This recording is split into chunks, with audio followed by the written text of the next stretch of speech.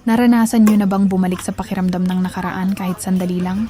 Yung mga panahong wala pang gaanong kuryente, lampara o mitsa lang ang nagbibigay ng liwanag sa gabi, at ang pinakamagandang libangan ay simpleng kwentuhan, kasama ang pamilya at mga kaibigan. Sa panahon ngayon na halos lahat ay abala sa gadgets at social media, posible pa kaya nating maranasan muli ang ganoong klaseng saya? Magandang araw mga ka-adventure! Welcome back!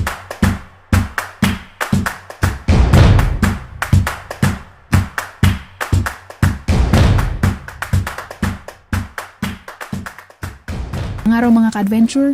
Welcome back sa Celine Mix Adventure and Motovlog.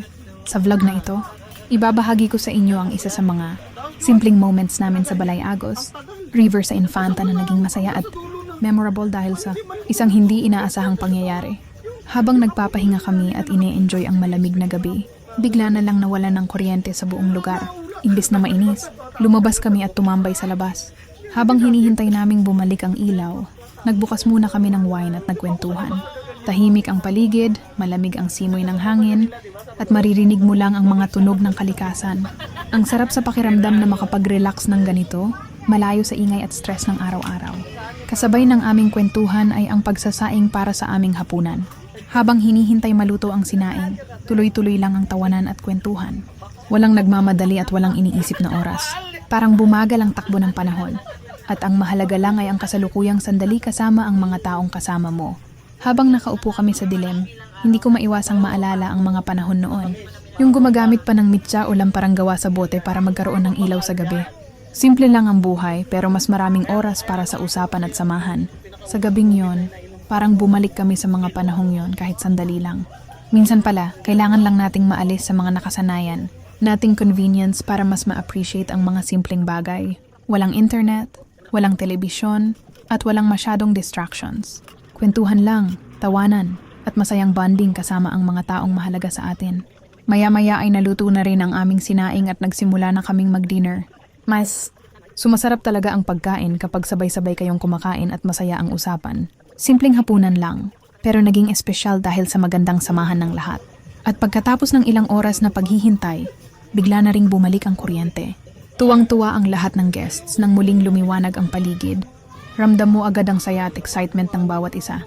Pero sa totoo lang, kahit bumalik ang ilaw, dala pa rin namin ang masasayang alaala at bonding na nabuo habang brownout.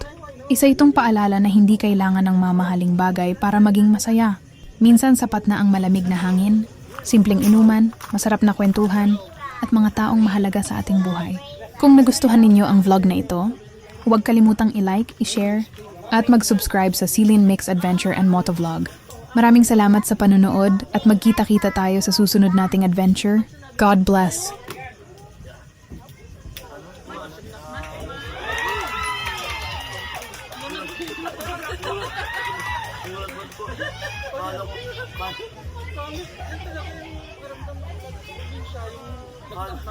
Kala ko bigla-bigla may kala ko may halimaw sa likod natin. Kala ko gulat ako. Meron yata yun doon? May switch yata yun doon? Hay, may hapay. Nung kung bumabalik ko sa stage, gawat talaga. Manarinig mo magbahay nyo. Ay, wala. Balik niya. Nagulat ako. Wala yung mga...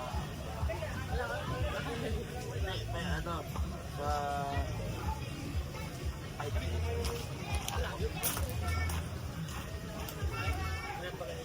Ito pa solar. Sa solar? Ah, solar. Balik na lang ako. Ngayon niya, pabayan na ako.